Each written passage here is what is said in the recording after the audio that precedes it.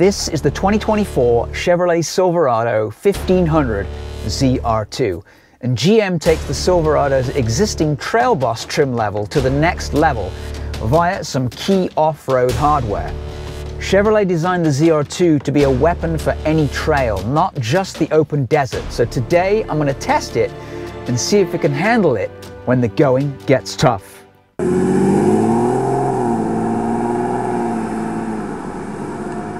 So it's a great time to be a truck fan. In fact, the options to buy a 4x4 pickup are almost endless. And I'm really impressed with the kinds of terrain that these 4x4s are able to cope with straight out of the showroom floor, and at the same time be really good as a daily driver. So what exactly is the ZR2 apart from an upgraded Trail Boss? Well, there's a lot of off-road kit on it. The front and rear differentials have electronic lockers, and for the front one, they upgraded the half shafts to take care of the extra load when that particular diff is locked. It also has a whole bunch of skid plates to protect the underbody of the vehicle when off-roading. It also has dynamic spool Multimatic DSSV dampers all around.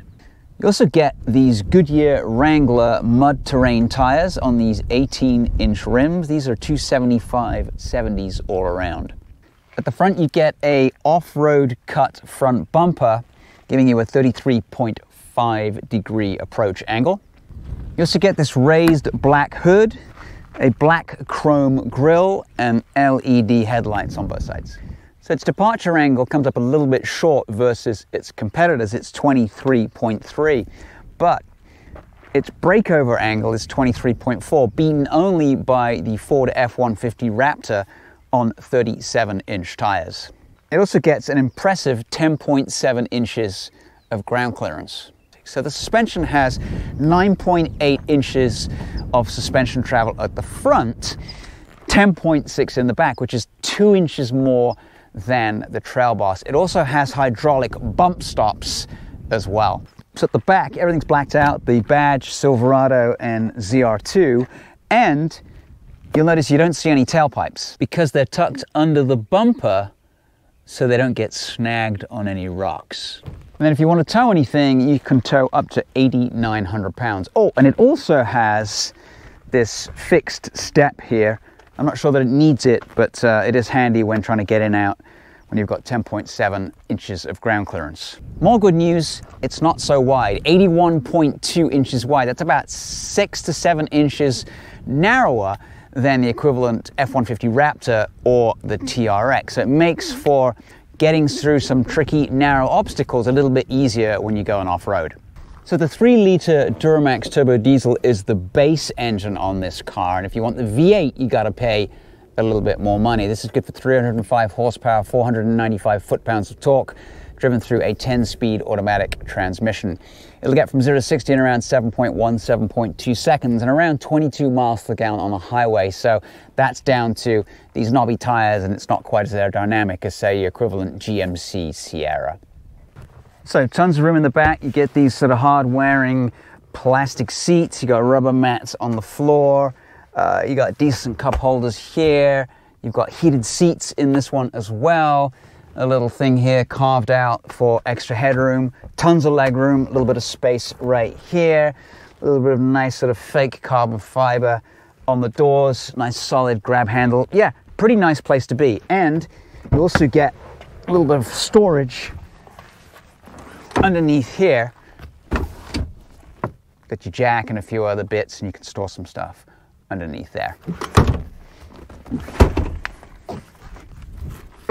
So inside is a much nicer place to be since Chevy has upgraded the interior on this car. It's nicely designed, not too much piano black, plenty of storage, and these seats are pretty comfortable, and both have multi-way power. You also get memory seats as well on this vehicle. So the Silverado's most recent dash upgrade is another big improvement. This is the 13.4-inch touchscreen paired with a 12.3-inch driver display. It runs Chevy's latest Google-based infotainment software, Google Maps, Google Assistant, plus wireless Apple CarPlay and Android Auto support. It's super easy to navigate. It's got Chevrolet's preloaded trailering app, And you also still get physical buttons as well, especially for your HVAC controls. Up here you get lane departure, park assist, stop start, your tailgate control, and then traction control off, hill descent control here, and then here are your two lockers. This one locks the rear, this one locks both front and rear.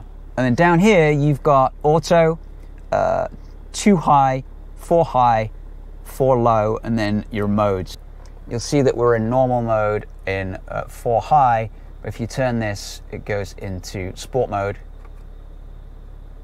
off-road, and then terrain mode. Nice bit of storage space here. 2 decent cup holders. You get storage space here, you get a wireless charger. This tray comes out and you get more space. You also get a couple of USBs and a little light here. The 12.3 display ahead of the driver is fully configurable. You can move components around by using the little wheel. You can see how well we're doing, how well we're not doing. You got a timer, tire pressures, average or best fuel economy, driver assistance systems, and then some things for oil light, trailer brake, off-road gauges, we'll go to that later on, transmission fluid, and then all the way back to the speedo. If you go to the left, you can change the left side info, the right side info, and the lower gauges. You also get the rear camera view. Also comes with this sunroof and a Bose stereo system, which is pretty decent. So how much is it? Well, it's not cheap. Base prices on the ZR2 around $69,900. It comes with the tech package, which gets you a few additional goodies. It's got the multi-pro tailgate, it's got a sunroof, and this rather cool blue paint. That'll set you back about $75,500, including destination. So we drove it on road a little bit earlier. I'll show you that content right now. All right, so here we are on the road, not off-road just yet. And we're in 2-wheel drive, or rear-wheel drive only. And off we go. So we'll turn it to sport mode. Slightly remaps the transmission, gives us a bit of speed.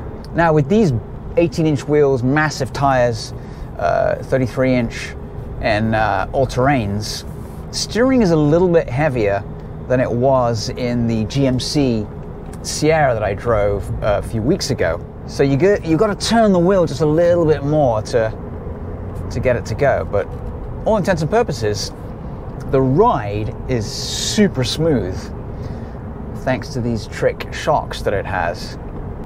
So if you want outright acceleration, then don't get the turbo diesel. I like the turbo diesel because it works really well. It's not the quickest, but it is very economical.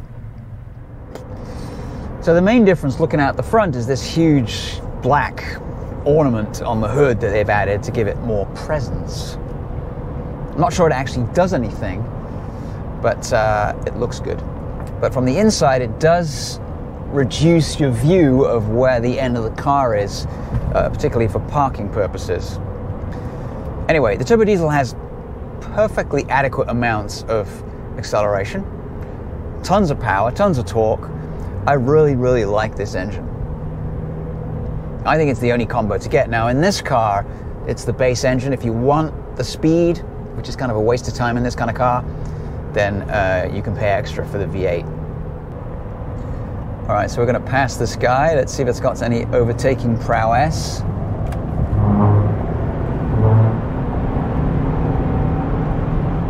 Pretty decent acceleration. We are going downhill, which helped. It might have struggled a little bit going the other way, but now we're doing a little bit more speed, and yeah, it's despite the 2-inch suspension lift, big old knobby tires, this handles really well. So we've been driving a few miles already, and we're averaging 18.1 miles per gallon, which I'm kind of impressed with because we're going uphill most of the way here. All right, we'll get to the truck trail any second now. We'll switch to 4 high, and we'll switch it over to the off-road mode. A little bobbly, but very comfortable. one of these roads where I think if you went faster it would be even smoother than it is. But there's a few residents around here, so I don't want to cause a huge cloud of dust. Well, it's very comfortable so far on this little stretch here. Certainly ironing out any of the rough bits. The fact that it's washboard, which for me is the worst surface imaginable for an off-road vehicle. This is doing just fine. So we'll make our way down here, check out how good it is on some ruts, some rocks, and then we'll find a nice steep hill, and then we'll take it to our normal off-road course and give it some real work to do. All right, we're going up that hill there.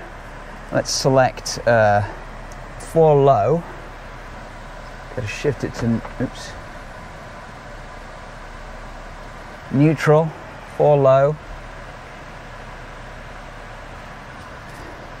Flashing, traction control off. All right, let's go.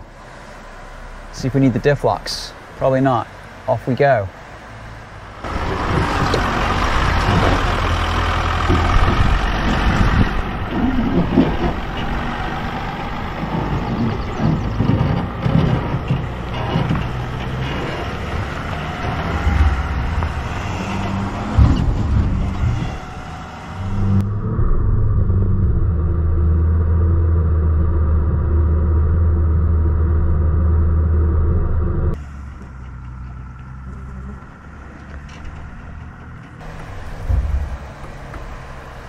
A little bit of slippage there.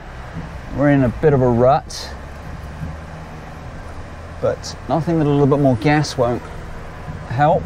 Really hard to see over the hood with this extra piece on it.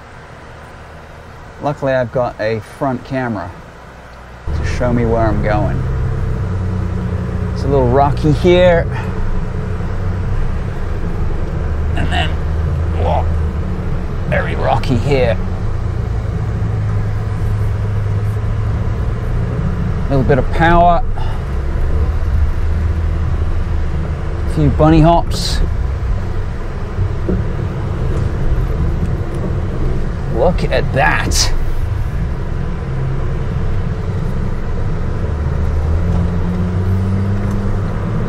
And we did it. So let's go back down. Okay, hill descent control is on. We can control the speed using the mode. So right now we're set to 2 miles an hour, which is probably fast enough for this bit. All right, so I'm going to stop here. I'm going to go down the rest of the way with that off and just go on the brakes as soon as we've got past the worst bit.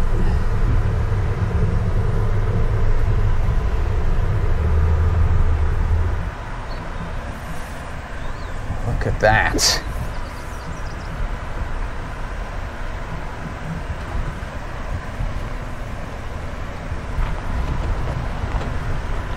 Very sandy surface. All right, let's just. Oh. And there we are.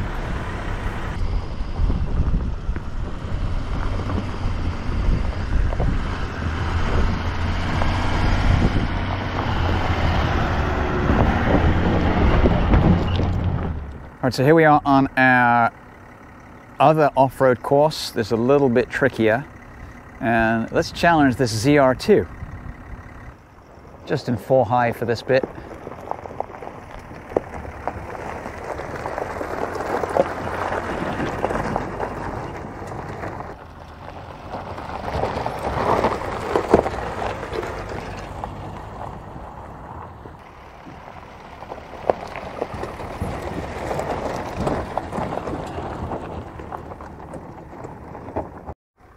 So it's a good test here of the departure and approach angle. Let's see how it does. We're in 4 low because of the steep hill behind me. Keep going. Yeah, you're good. No problem. 6 inches of clearance there.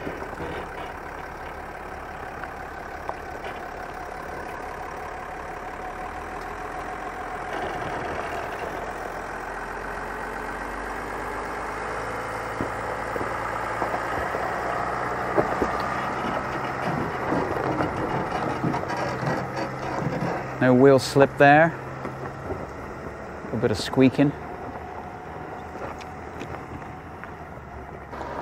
I think this truck is going to handle this pretty well, so we'll find something a bit more difficult further on.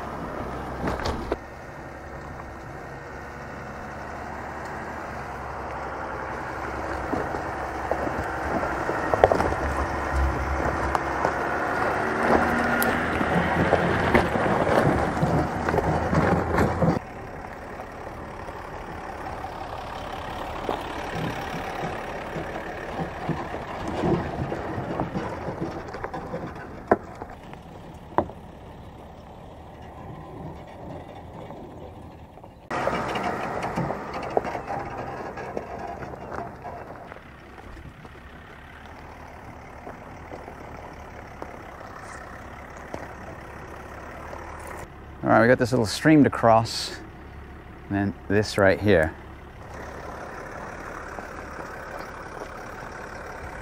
All right, go straight.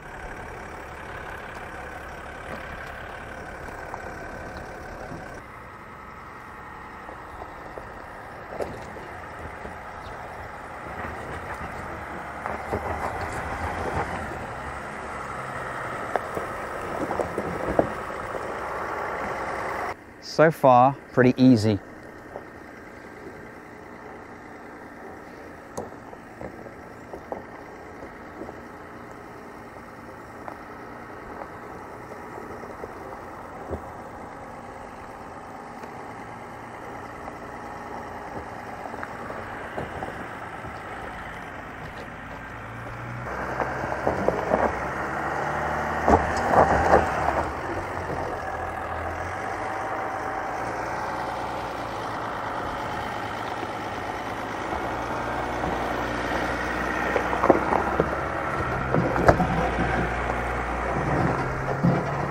Well, I wasn't challenged by that.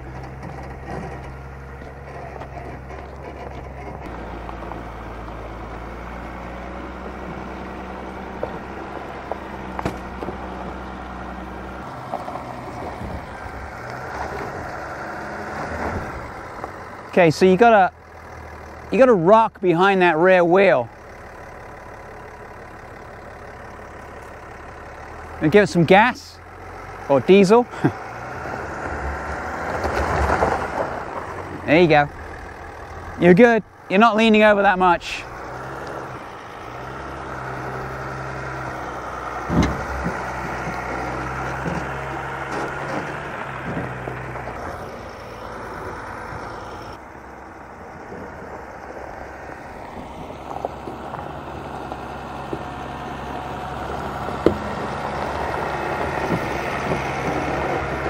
Good tires, good four-wheel drive system.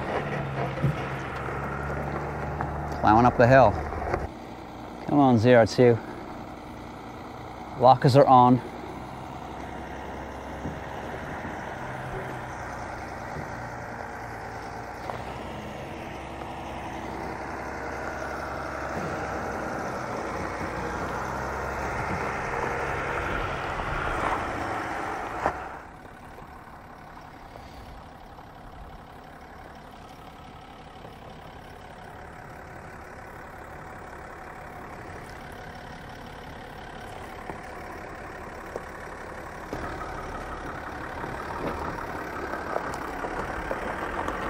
Nicely does it. Really had absolutely no problems with this truck. It is pretty damn good.